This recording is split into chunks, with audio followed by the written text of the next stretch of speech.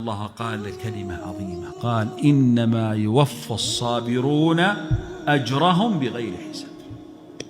يا من ابتليت إما بإعاقة ولا بمرض، اصبر فوالله إن الله أرحم بك من نفسك.